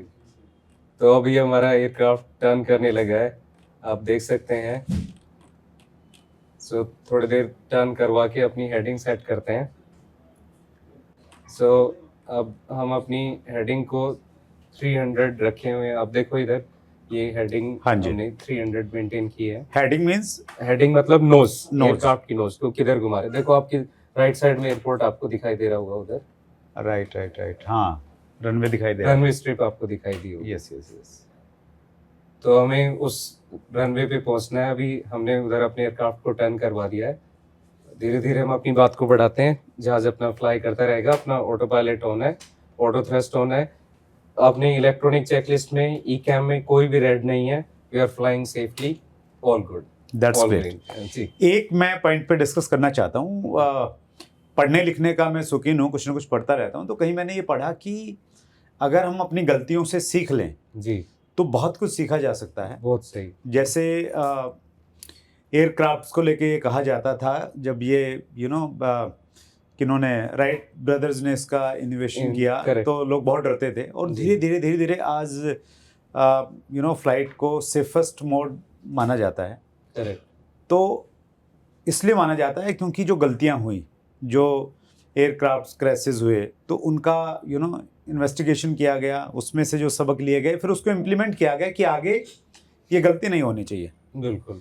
और इसमें मैसेज यही था, जहाँ मैंने पढ़ा कि अगर हम अपने आप को चेक करते रहें और गलतियों को दोहराते नहीं रहें, तो हम भी ज़िंदगी में बहुत कुछ अचीव कर सकते हैं। करेक्ट। तो जो इसमें कहानी क्या रहती है, मीन्स जैसे कोई एयरक्राफ्ट क्रैश हो गया, जैसे भी रिसेंटली मैं अगर आपको बताऊं तो एक आई थिंक गल्फ में एक क्रैश हुआ, एक छोटा एयरक्राफ्ट था। अभी 31 दिसंबर को भी क्रैश हुआ रिसेंटली। हाँ, जी जी तो जैसे कोई भी क्रैश हुआ जी। उसके बाद में इन्वेस्टिगेशन का क्या प्रोसीजर रहती है, और वो इन्वेस्टिगेशन अगर किसी ने देखनी है जी तो वो कहाँ मिल सकती है?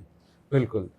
तो आपने बिल्कुल सही बताया कि जब हम अपनी कार चलाते हैं, मोटरसाइकिल चलाते हैं, एक्सीडेंट इनमें भी होते हैं, और आपने देखा होगा कि सेम टाइप के एक्सीडेंट बार-बार रिपीट होते रहते हैं। तो यहाँ पे कुछ चीज़ मिसिंग है। मिसिंग ये है कि कोई एक्सीडेंट किस वजह से हुआ, उसका रीज़न कोई जानने की कोशिश नहीं करता है। वो सिर्फ़ जो चिर-परिचित लोग होते हैं, उनके बीच ही रहता है। लेकिन अपने एयरक्राफ्ट मशीन के लिए हमने एक डेडिकेटेड सिस्टम बनाया हुआ है। ये गवर्नमेंट का सिस्टम है। जितने भी एयरक्राफ्ट इंसिडेंट, मतलब कोई भी घटना हुई या फिर एक्सीडेंट या फिर दुर्घटना, थोड़ा-सा फ़र्क है घटना और दुर्घटना में।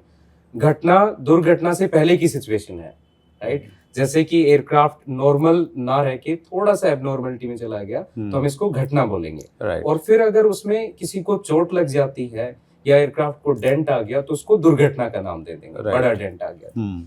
तो जो भी घटना या दुर्घटना होती है, उसके लिए हमारे पास एक डीजीसीए की तरफ से एक लाइब्रेरी होती है।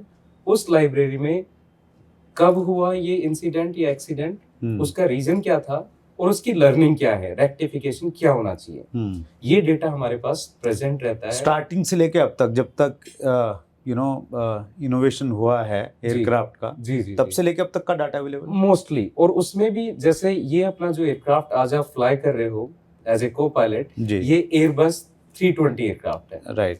अब अगर अपनी कंपनी में हमारे पास एयरबस 320 है, आप जिंदगी भर एयरबस 320 उड़ाओगे, तो आपका ज्यादा फोकस इस जहाज पे है। राइट। तो ऐसे ही अपने पास कैटेगरीज बनी हुई है। अब आप सेलेक्ट करोगे 320 इस वाले जहाज के लिए, तो एयरबस 320 की जितने भी इंसिडेंट एक्सीडेंट हुए हैं वो सारे आपके सामने आ जाएंगे। अब आपकी ज्यादा कंसर्न उससे है, तो आप उसमें सारे देख लोगे कि अब तक पायलट्स ने क्या क्या मिस्टेक की हुई है, या फिर इंजीनियर की तरफ से क्या मिस्टेक हुई है, किस किस रीजन से एयरक्राफ्ट क्रैश हुए हैं, उनको हम पढ़ते हैं और दूसरों की गलतियों से सीखते हैं। और कई बार इन्वेस्टिगेशन में अथॉरिटीज इतना पैसा इन्वेस्ट करती हैं कि 3 जहाज की कॉस्टिंग उसमें इन्वॉल्व होती है। फिर भी अथॉरिटीज इतना इन्वेस्ट करती हैं ताकि उस जहाज के दुर्घटना का कारणों का पता लगाया जा सके और टाइमली पायलट्स उन पे काम कर पाए। इंजीनियर्स की मिस्टेक थी तो इंजीनियर्स उस पे काम कर पाए। तो ये बहुत ही ज्यादा इम्पोर्टेंट है, और इसके लिए अपनी भारत सरकार ने भी जितनी भी कंपनीज हैं, जैसे हमारी कंपनी है, हमारी कंपनी में भी हमें एक डिपार्टमेंट बनाना होता है जिसको हम बोलते हैं फ्लाइट सेफ्टी डिपार्टमेंट। अच्छा। जिसका काम ही यही है कि वो अपने पायलट्स को बताएगा कि भाई जो जिस टाइप का जहाज अपने पास है, उस जहाज में पहले ये कारणों से घटनाएं दुर्घटनाएं हुई हैं, इनसे बच के रहना है। That's great, super. तो आम आदमी अगर उनको देखना चाहे जी, तो उसके लिए शायद अवेलेबल नहीं होंगी वो चीजें। आप देख सकते हैं वो यूट्यूब पे या कहीं पे यूट्यूब पे तो बहुत सारे चैनल्स बने हुए हैं।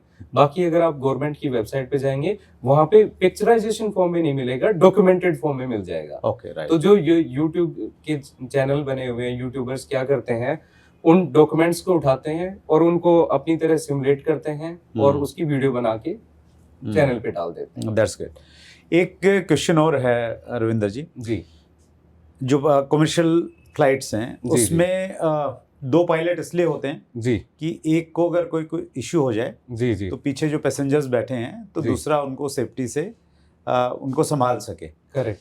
अगर कभी दोनों को ही कुछ हो जाए जी, तो क्या हो, और कभी ऐसा हुआ है क्या कि दोनों को ही कुछ हो गया हो और पीछे वालों को उनकी जान खतरे में पड़ गई हो? देखो सर, ये तो एक ऐसी सिचुएशन है जो बहुत ही रेयर है, बिकॉज हम पायलट्स का मेडिकल होता है। फ्लाइट पे जाने से पहले भी एक थोड़ा सा बी टेस्ट और एक मेडिकल होता है, और फिर ये अल्टीमेटली पायलट की एक अथॉरिटी होती है कि भाई अगर उसको अच्छा नहीं लग रहा तो मना कर सकता है फ्लाइट के लिए। अच्छा। कभी भी ऐसा फोर्स नहीं किया जाता कि नहीं आपकी फ्लाइट आपको उड़ाना ही है। पायलट्स के पास हमेशा हक होता है कि अगर उसको अच्छा फील तो नहीं हो रहा, बैकअप में रहता है हर एयरलाइन के पास हाँ में? जी, जी, अच्छा, जी, ओके, जी, जी, ओके, राइट, उनको हम स्टैंड बाय बोलते हैं, पायलट्स हमेशा स्टैंड बाय पे रहते हैं। ओके। तो कभी भी कई बार क्या होता है कि सिम्टम्स नहीं आ पा रहे हैं, बट आपको अंदर से लग रहा है कि कुछ ठीक नहीं लग रहा, तो आप फ्लाइट के लिए मना कर सकते हो। ओके। तो और उसके ऊपर से मेडिकल हमारे होते रहते हैं, तो फिटनेस हमें मेंटेन करनी होती है। फिर भी आज तक हिस्ट्री में कभी ऐसा हुआ नहीं कि दोनों पायलट्स को प्रॉब्लम हो गई हो और एयरक्राफ्ट ऐसा कभी क्रैश हो गया हो। एक पायलट को अगर प्रॉब्लम हुआ जी। तो दूसरा पायलट कैपेबल है एयरक्राफ्ट को लैंड करवाने में। उसमें हमें क्या करना होता है, मैं कभी भी मैनुअल फ्लाइंग पे नहीं जाऊंगा, जितना हो सकता है ऑटोमेशन यूज करेंगे। जैसे आज हमें बात करनी थी तो हम क्रूज पे हैं, मैक्सिमम ऑटोमेशन पे है, हमने ऑटो पायलट लिया हुआ है, ऑटो थ्रस्ट लिया हुआ है, हेडिंग सेट किए हुए, एयरक्राफ्ट अपने आप फ्लाई कर रहा है। तो ऐसे में आप देखते हैं मैं भी फ्री हूँ, आप भी फ्री हैं। तो अगर ऐसे में एक पायलट को मान लो मेरे को कुछ हो गया, तो आप इजीली जहाज को हैंडल कर सकते हो। राइट। कुछ ऐसे इंसिडेंट हुए होंगे कि एक पायलट को कुछ हो गया है और दूसरे ने सेफली लैंड किया है? ऐसे बहुत हुए हैं। अच्छा। यूएई में एक ऐसा इंसिडेंट हुआ था, उसका कैप्टन था, कैप्टन फेंटेड हो गया इन फ्लाइट, और जो उसका को पायलट था उसने सेफली लैंड किया एयरक्राफ्ट को और वो लेके आया, कुछ भी नहीं हुआ, it was a normal flight. उसमें हमारे थोड़े प्रोटोकॉल होते हैं, जो फेंट हुआ है उसको थोड़ा सा सिक्योर करना होता है, ताकि वो अगर बॉडी लूज है तो कहीं कंट्रोल्स पे या इधर उधर ना गिरे। तो उसके लिए हम केबिन क्रू की मदद ले लेते हैं, केबिन क्रू हमारी हेल्प करती हैं और हम फ्लाइट को इजीली हैंडल कर सकते हैं। That's good. एक प्रश्न और है कि जी। अगर प्लेन हाईजैक हो जाता है, जी जी, पायलट को क्या इंस्ट्रक्शंस रहते हैं? अभी आपने देखा होगा कि बहुत सालों से हमारे पास ऐसी कुछ मतलब इंसिडेंट हुए नहीं हैं कि पायलट अब प्लेन हाईजैक हो जाए। उसके लिए जो हमारे पुराने रूल्स थे उसमें काफ़ी बदलाव किए हैं। हमारे डोर्स को लेके अब हमारे पास कैमरा का एक्सेस है, हम बाहर से देख सकते हैं कि किसने नॉक किया है, केबिन में क्या चल रहा है, केबिन क्रू क्या लेके खड़ी हुई है, उसके हाथ में कुछ ऐसी तो नहीं है, किसी ने उसको गन पॉइंट तो नहीं किया हुआ है। और ऊपर से हम अपने डोर को लॉक करके रखते हैं, उस लॉक का कोड हम एक केबिन जो लीड स्पेशली जो लीड केबिन क्रू होती है उसको हम वो कोड बता के रखते हैं, और ताकि और कोई अनऑथराइज एक्सेस कॉकपिट में हो ना पाए। बाकी अगर एयरक्राफ्ट हाईजैक हो गया तो हमारे पास सबसे पहले जो काम करने का होता है वो होता है कि एक सेफ ऑल्टीट्यूड पे जाएं, बिकॉज आपके हाथ में ज्यादा कंट्रोल नहीं है, उसने आपको ओवर पावर किया हुआ है, गन पॉइंट किया हुआ है, लेके तो आपको वहीं पे जाना है जहाँ पे वो बोलेगा इनिशियली, या फिर पायलट अपनी सूझबूझ से सिचुएशन को हैंडल कर सकता है। जैसे आपने देखा होगा IC-814 जो हमारी कांधार वाला जो हाईजैक हुआ था, उसमें पायलट्स ने अपनी सूझबूझ से किस तरीके से काम किया था। तो वो अल्टीमेटली पायलट की सूझबूझ पे आ जाता है, लेकिन हमें अपनी तरफ से इनिशियली एक ऐसे सेफ ऑल्टीट्यूड पे जाना होता है जहाँ पे हम अपने एयरक्राफ्ट को दूसरे एयरक्राफ्ट से बचा पाए। उसके बाद वो कहाँ पे लेके जाना चाहता है, हमारी लैंडिंग कहाँ पे होगी, वो एक अलग मैटर है। बिकॉज अभी जहाँ पे वो लेकर जाना चाहता है वो शायद हमारा जो डेस्टिनेशन हमने प्लान किया था वो ना हो। राइट। अब वो हमें कहीं से टर्न करवाएगा। अब जो हम ये टर्न कर रहे हैं ये हमारे एयर ट्रैफिक कंट्रोलर की मदद से नहीं कर रहे हैं, उसकी परमिशन से भी नहीं कर रहे हैं। वो हमें हाईजैकर हो सकता है हमें बात ही ना करने दे। तो हम सबसे पहले टर्न करके उसको एक सेफ ऑल्टीट्यूड पे लेके जाएंगे, ऐसा ऑल्टीट्यूड जहाँ पे हम ये माने कि किसी और दूसरे एयरक्राफ्ट के होने की पॉसिबिलिटी ऑलमोस्ट नील हो। राइट। जो कंधार वाला जो इंसिडेंट हुआ वो शायद उन्होंने टेक ऑफ किया था नेपाल से, काठमांडू से। जी जी। रिसेंटली मैं काठमांडू गया तो कुछ चीज़ें घटनाएं कुछ याद रहती हैं। कंधार वाला जो केस था वो पूरी दुनिया में हाईलाइट हुआ और उसकी कुछ यादें अब भी मेरे जहन में हैं, कुछ ना कुछ जो न्यूज़पेपर में पढ़ा था उसमें आया था। तो मैं बहुत कॉन्शियस था उसको काठमांडू को लेके, और वहाँ मैंने देखा कि सिक्योरिटी को लेके कुछ एयरपोर्ट्स पे जी बहुत ज़्यादा टाइटनेस नहीं रहती है, थोड़ा ढीलापन रहता है। तो इसकी कुछ इंटरनेशनल कुछ गाइडलाइंस रहती हैं, क्या सिस्टम है? जब ये अटैक हुआ कांधार वाला, उससे पहले नेपाल में specially security was very loose. उसके बाद इंडियन फ्लाइट्स को लेके स्पेशली इंडियन गवर्नमेंट ने थोड़े से रूल चेंज किए और चीज़ें थोड़ी इम्प्रूव हुई। अदरवाइज उसकी वजह से ही आपको पता है सारा जो वेपन्स वगैरह थे वो उसी की वजह से लोड हो पाए, और that was the main cause कि अपना एयरक्राफ्ट हाईजैक हो पाया। उसके बाद से हमारे इंडियन गवर्नमेंट ने भी काफ़ी बदलाव किए रूल्स में, सिक्योरिटी चेक इन में। अब अपना CISF का आपने देखा होगा वहाँ पे, अभी कुछ टाइम पहले तक भी वहाँ पे अपने इंडियन आर्मी के कुछ लोग वहाँ पे प्रेजेंट रहते थे, स्पेशली फॉर इंडियन फ्लाइट्स। मैंने प्रैक्टिकल देखा अभी, कितना हम 2-3 महीने पहले ही वहाँ पे थे, विस्तारा। जी तो हमने चेक इन कर लिया था, बस के बाद में जैसे हम एयरक्राफ्ट में घुसने वाले थे तो उसके बाद उससे जस्ट पहले उन्होंने एक पूरा क्या बोलेंगे, एक सिस्टम बना रखा था, उसके अंदर से गुजरना होता था जी और हर व्यक्ति को दोबारा चेक करने के बाद में फिर एयरक्राफ्ट में एंट्री दी जी गई जी, वहाँ वो पे। तो बेसिकली स्कैनिंग करते हैं ताकि आपके पास कोई मेटल ना हो, कोई वेपन्स ना हो। Right right. और आपने ये बताया कि IC-814 की बहुत सारी यादें हैं, तो मैं एक चीज़ आपको बताना चाहूँगा, जिस सीट पे आप बैठे हैं IC-814 में जो कैप्टन थे वो कैप्टन देवी शरण थे।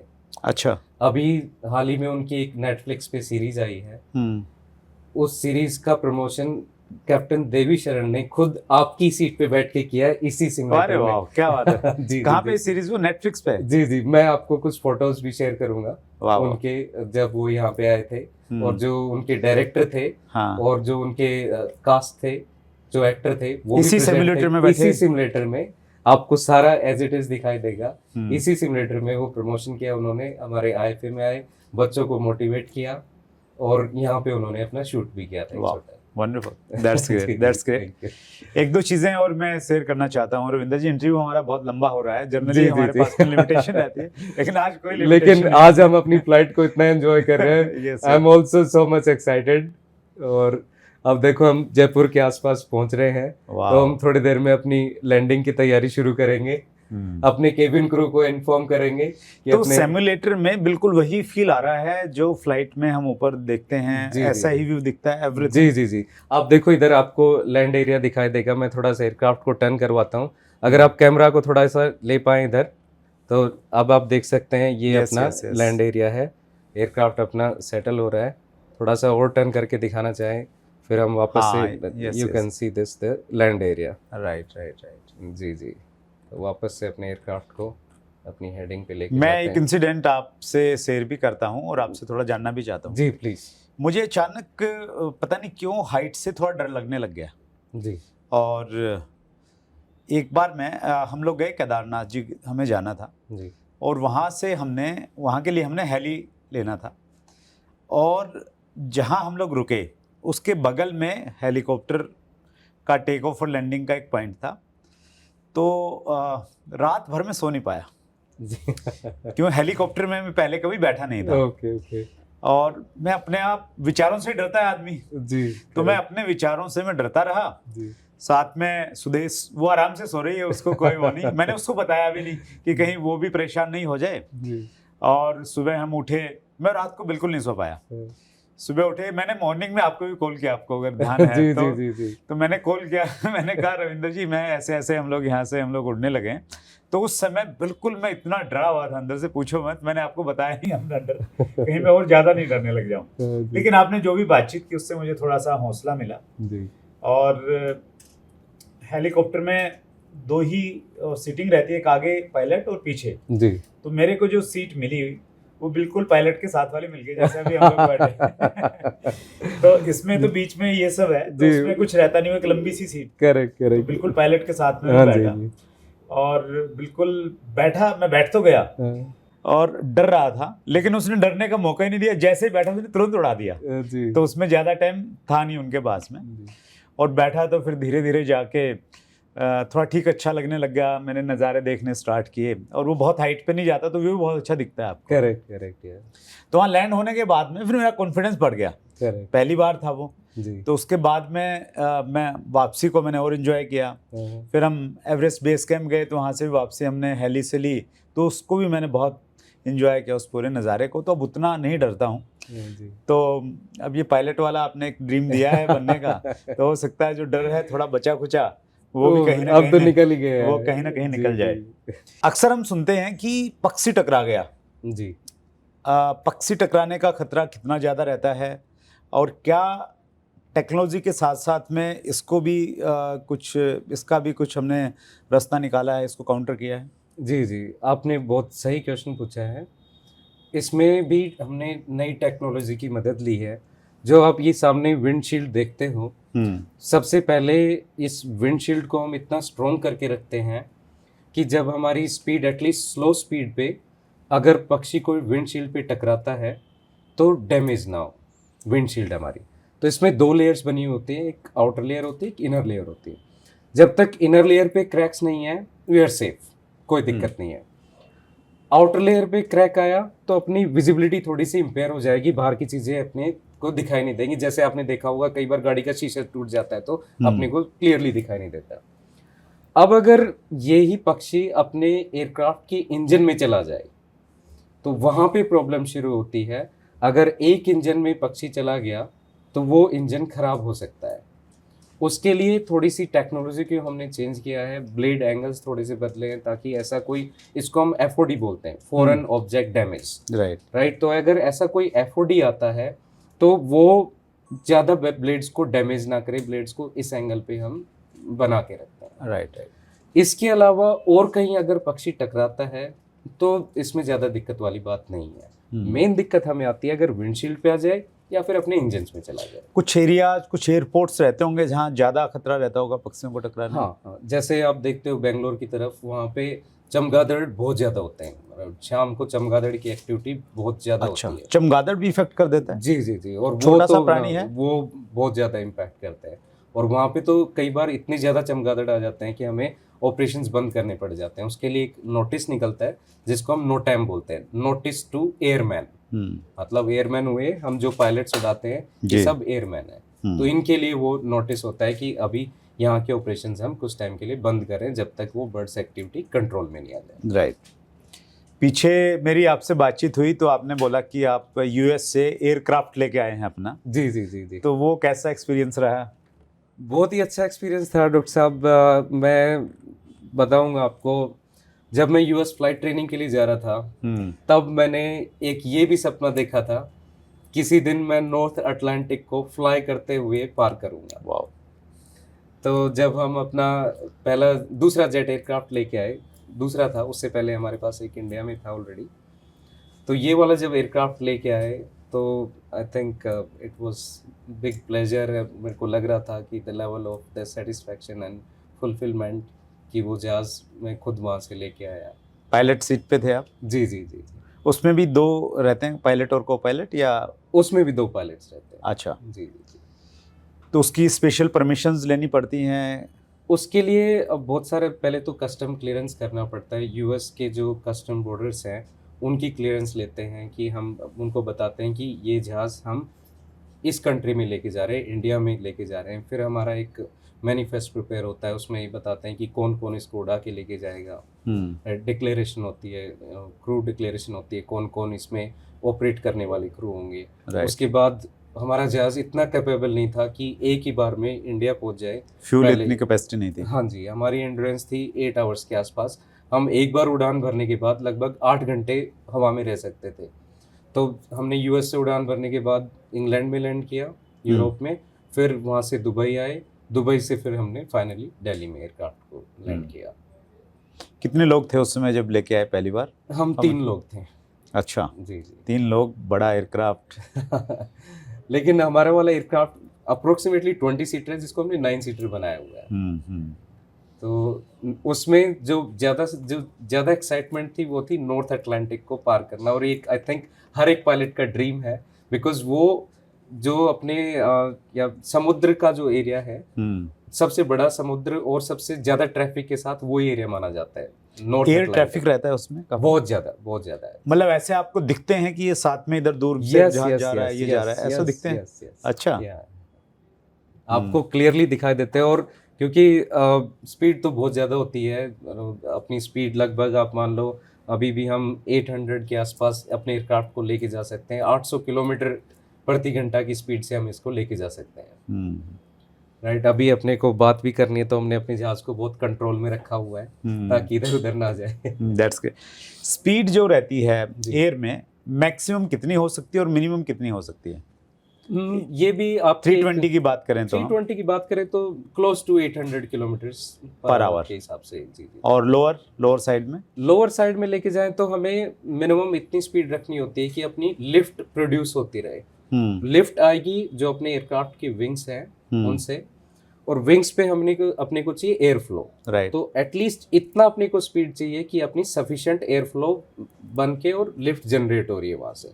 तो अपने इस एयरबस 320 में क्लोज टू 100 के आसपास हमें स्पीड मेंटेन करनी पड़ेगी। मिनिमम इतनी स्पीड तो रखनी पड़ेगी हमें। मिनिमम इतनी तो रखनी पड़ेगी आपको। जब हम लोग कई बार दिल्ली आते हैं तो अनाउंसमेंट किया जाता है कि दिल्ली में बहुत एयर ट्रैफिक है, तो फिर कहाँ आसपास में ही घुमाते रहते हैं, क्या रहता है उसके क्या उसके लिए वो भी मैं आपको दिखाऊंगा अभी जब हम लैंडिंग के लिए जाएंगे, तो अगर अपने पास टाइम परमिट करेगा तो जी। उसमें क्या होता है कि हम अपने एयरक्राफ्ट की सेटिंग में जाते हैं। यहाँ पे ये अपना FMS है, मैंने बताया था कंप्यूटर है। इसमें हम अपनी सेटिंग डालेंगे, एक पॉइंट डालेंगे, उसके बाद ऑटो पायलट ऑन कर देंगे।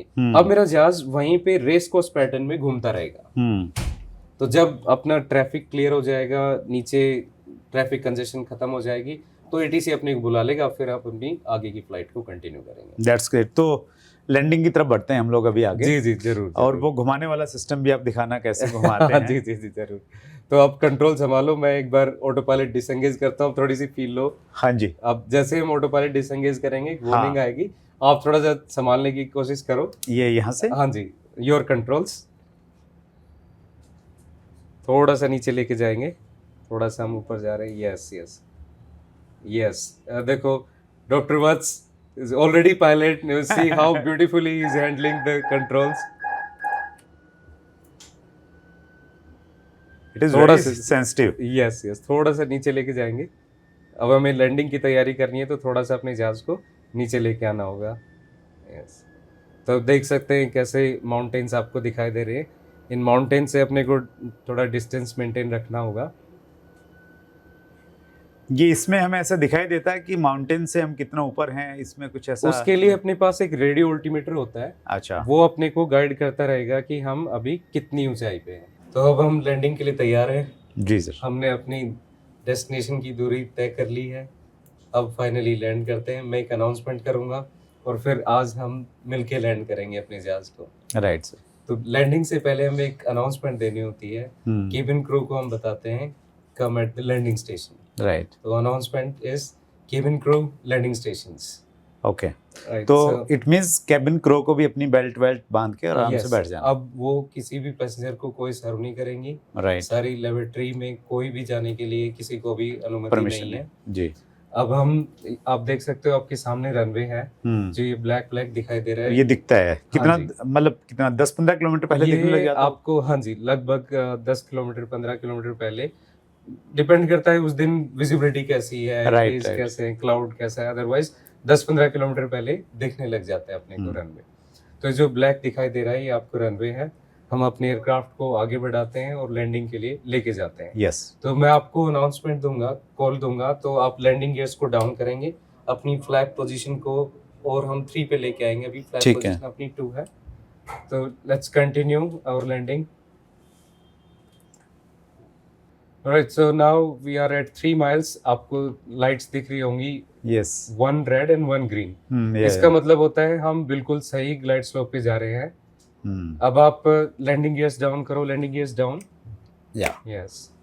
Now put the flaps full. 1000. Alright, तो हम लैंडिंग की तरफ बढ़ रहे हैं।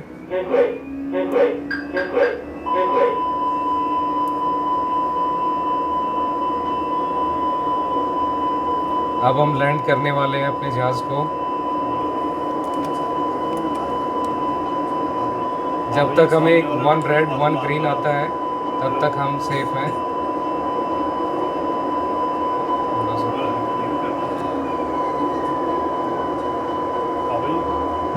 सामने जो ब्लिंक कर रहा है ये,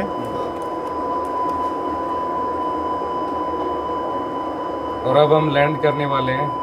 अब हम लैंड कर चुके हैं। धीरे धीरे हम एयरक्राफ्ट को अपने को रोकेंगे और यहाँ पे थोड़ा सा डिस्कशन करेंगे। रुकने के बाद हम अपने पार्किंग ब्रेक्स ऑन करेंगे जैसे एयरक्राफ्ट स्लो होता है, और ये हमने पार्किंग ब्रेक्स ऑन किए। now and we have happily landed. वाह वाह, Very good that's great. landing. Super. So landing करने के बाद में अब जैसे दिल्ली जैसा एयरपोर्ट है तो उसमें तो बहुत सारे रास्ते जाते हैं, जी तो वो पायलट के पास में उसका मैप रहता है, कहाँ जाना है, कैसे जाना है? सो बेसिकली अभी जैसे ही हमने लैंड कर दिया, आपको ये येलो कलर का जो इंडिकेशन दिखाई दे रहा यस है, यस। इस येलो कलर के इंडिकेशन को हम फॉलो करेंगे और हम रनवे को एग्जिट करेंगे। राइट जैसे रनवे को एग्जिट करेंगे, आगे हमारे टैक्सी वेज स्टार्ट हो जाते हैं। राइट। ये टैक्सी वेज अपने को टर्मिनल बिल्डिंग तक लेके जाएंगे। वहां पे अपने लिए एक स्टैंड बना रहेगा, स्टैंड से एक एरोब्रिज एयरक्राफ्ट को कनेक्ट करेगा और वहां से हम अपने एयरक्राफ्ट अपने पैसेंजर्स को डीबोर्ड करना शुरू कर देंगे। तो टैक्सी वे पे जाने के बाद एटीसी को ही फॉलो करना है या अपने हाँ जी। दिमाग से भी जा सकते हैं? नहीं नहीं, अब इसमें क्या है, दो अलग अलग तरीके हैं। अपनी इंडिया में मोस्टली एटीसी हमें गाइड करता है कि आपको कहाँ से एग्जिट करना है। इन टैक्सी वेज के अल्फाबेटिक नाम रखे हुए हैं, Right. अल्फा, ब्रावो, ए Yeah. बी सी डी ऐसे यस करके यस, आपने कई बार देखा है। प्लेन बोर्ड करते जी। टाइम देखा होगा। तो एटीसी बताता है आपको कौन से लिंक पे जाना है, कौन से टैक्सी वे पे जाना है, अल्फा पे जाना है, ब्रावो पे जाना है, सी पे जाना है या डी पे जाना है। दुबई जैसी कंट्रीज में जहाँ पे एयर ट्रैफिक बहुत ज्यादा है, वहाँ पे अपनी जो सेंटर लाइन होती है, जैसे अभी हम सेंटर लाइन पे हैं, इन सेंटर लाइन से ही अपने पास एक लाइट्स बनी होती हैं। अच्छा। वो प्रोग्रेसिव लाइट्स होती हैं, वो आपको इंडिकेशन देती रहती है कि अब आपको इस डायरेक्शन में जाना है, आपको इस डायरेक्शन में जाना है। अच्छा, वो हर फ्लाइट का अलग ऑटो सिस्टम है? वो सॉफ्टवेयर बेस्ड प्रोग्रामिंग है। राइट। जैसे अपना एयरक्राफ्ट आगे बढ़ता रहेगा, ऐसे जैसे आपको एरो दिखाई दे रहे हैं, ऐसे लाइटेड एरो आपको दिखाई देंगे। तो वो बताते रहेंगे अब आपको सीधा जाना है, अब आपको राइट जाना है, आपको लेफ्ट जाना है। उसको हम प्रोग्रेसिव टैक्सी बोलते हैं। तो उस केस में क्या है कि हमें ज्यादा एटीसी से कन्वर्सेशन करने की जरूरत नहीं पड़ती है। राइट। तो इसमें ये नहीं रहता कि यार मेरे को जल्दी है, थोड़ा साइड दे दे निकल जाए, ऐसा कुछ नहीं है? वो जो प्रोग्राम है बहुत ही ब्यूटीफुली डिजाइन प्रोग्राम है, उसमें हमें ज्यादा डिले भी नहीं होता है। अब जैसे हम एग्जिट करेंगे, हमारे सामने जैसे रेड लाइट आ जाएंगी तो हम अपने एयरक्राफ्ट को रोक देंगे। वो इंडिकेशन है now we need to stop. और जब कोई वीआईपी मूवमेंट होता है, जी सपोज प्रधानमंत्री मोदी ने जाना है, जी, तो उस समय फ्लाइटें कितनी देर पहले रुक जाती हैं? कोई भी टेक ऑफ नहीं करेगी, लैंड नहीं करेगी, कुछ प्रोटोकॉल रहता होगा? यस, जो वीवीआईपी फ्लाइट्स होती हैं, वीवीआईपी फ्लाइट्स के लिए बाकी के ऑपरेशंस को क्लोज करते हैं और they are on the top priority. तो लगभग हमारे फ्लाइट ऑपरेशन 30 मिनट्स के लिए अफेक्ट हो जाते हैं। जब तक वो टेक ऑफ नहीं कर जाते हैं, then till that time we need to be on ground. हम ग्राउंड पे रहेंगे, उसका वेट करेंगे, वो टेक ऑफ करेगी फ्लाइट, फिर हमारा टर्न आएगा। जैसे आपने देखा होगा, जैसे हम गाड़ी चलाते हैं, जैसे ही प्रधानमंत्री का काफिला आता है, बाकियों को रोक देते हैं, उनको जाने देते हैं, ऐसा ही कुछ एयरपोर्ट पे भी होता है। That's great. बहुत इंटरेस्टिंग और बहुत इंफॉर्मेटिव इंटरव्यू रहा रविंद्र जी। लंबा हो गया, क्वेश्चन बहुत सारे हैं मेरे पास में अभी। जी, जी। और अगर व्यूअर कहेंगे कि एक और शूट करना है तो फिर रविंद्र जी से हम दोबारा रिक्वेस्ट करेंगे, सिमुलेटर में फिर आएंगे, फिर बहुत सारी बातें करेंगे। जी जी बिल्कुल, मैं तो चाहूंगा, मेरे को आपका कैप्टन और आपको पायलट बन के बहुत खुशी हुई। मैं चाहूंगा बार बार आप सिमुलेटर में आओ और हम बहुत एंजॉय करें अपनी फ्लाइट को बार बार। Thank you so much Ravindra ji. और चूंकि हमारा जो चैट विद सुरेंद्र वत्स है ये डायरेक्ट सेलिंग को डेडिकेटेड है, जी, तो डायरेक्ट सेलिंग को लेके आपका क्या व्यू है? मतलब क्या जानते हैं आप, डायरेक्ट सेलिंग मीन्स क्या? डायरेक्ट सेलिंग मैंने आपको बहुत सुना है, आपकी वीडियोस को भी, मैं आपके चैनल को भी फॉलो करता हूँ। और आप जानते होंगे मेरे जो कजिन ब्रदर हैं अजीत, हाँ वो हाँ भी इसमें काफी सालों से लगे हुए जी हैं। जी जी अजीत जी। जी जी, तो मैं भी कुछ टाइम जुड़ा था, फिर अच्छा। थोड़ा टाइम कंस्ट्रेंट होने की वजह से मैं मतलब उसमें पायलट एविएशन कंपनी का मालिक भी डायरेक्ट सेलिंग में जुड़ा है? जी जी जी, चलिए, मैंने कुछ सेमिनार भी अटेंड किए, मैं वाह। मतलब एक्टिवली पार्टिसिपेट वाह। किया मैंने उससे, So, बिकॉज आपने हमारी इज्जत बढ़ा रहे हो आप। नहीं, this is really very much promising. Because अगर मैं देखूं, जितने भी हमारे युवा आजकल भटक रहे हैं, उनके पास डायरेक्शन नहीं है। ये एक ऐसा काम है जिसमें आप विदाउट इन्वेस्टमेंट के, आप जैसे लीडर्स के गाइडेंस में, कोई आदमी विद मिनिमम इन्वेस्टमेंट कितनी ऊंचाइयों को छू सकता है। बाकी जैसे पायलट ट्रेनिंग है, इसमें आपको बहुत सारी फंडिंग की जरूरत है, लेकिन मेरे हिसाब से डायरेक्ट फंडिंग, एक जो डायरेक्ट सेलिंग का काम है आपका, वो ऐसा काम है जिसमें कोई भी आदमी मिनिमम 0 लागत से सिर्फ अपने मोटिवेशन से अपने ड्रीम्स को सक्सेसफुल बना सकता है। बस मैंने ये महसूस किया है रविंदर जी कि यहाँ पे लोग आते जाते हैं, जी मोटिवेट भी बहुत रहते हैं, लेकिन थोड़ा सा स्किल्स के ऊपर उतना काम नहीं करते हैं, जी जी सीखते नहीं हैं सीरियसली। जी जैसे कोई 1 करोड़ रुपया देगा तो फिर वो सीखेगा सारी चीज़ें। तो हमारे यहाँ ज्वाइनिंग फ्री है, तो हम उनको कितना भी सिखाएं कि यार लिस्ट बना लो, ऐसे कॉन्टेक्ट करना है, ऐसे बोलना है, ऐसे नहीं बोलना है, तो जो स्किल सीख लेते हैं, डेवलप कर लेते हैं, वो जल्दी कामयाब हो जाते हैं। जो नहीं कर पाते हैं जी तो फिर वो वापस लौट जाते हैं, और फिर हमें उतना अच्छा नहीं लगता कि यार हमारी इंडस्ट्री का पार्ट भी बना और कामयाब नहीं हो पाया। So that's great sir. I think उन सबको आपसे मोटिवेशन लेना चाहिए। Means I have seen your journey, आपने कहाँ से शुरू किया, कितने स्ट्रगल्स आपने देखे।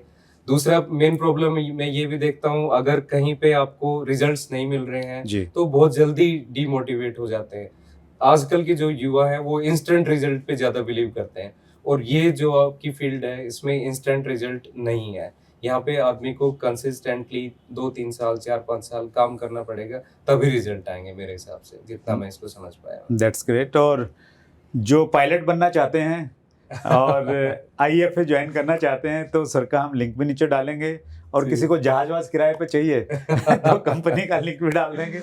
तो जहाज वाज लेना है किराए पे, नया भी दिलवा दोगे ना, कुछ जानकारी है आपकी तो अभी? बिल्कुल तो नया भी दिलवा सकते हैं भाई। अगर बड़े बड़े आपके सपने हैं जहाज खरीदने के तो रविंदर जी से आप संपर्क कर सकते हैं। जी बिल्कुल। और रविंदर जी और हम पड़ोसी हैं, तो मेरे से भी संपर्क कर सकते हैं। जी।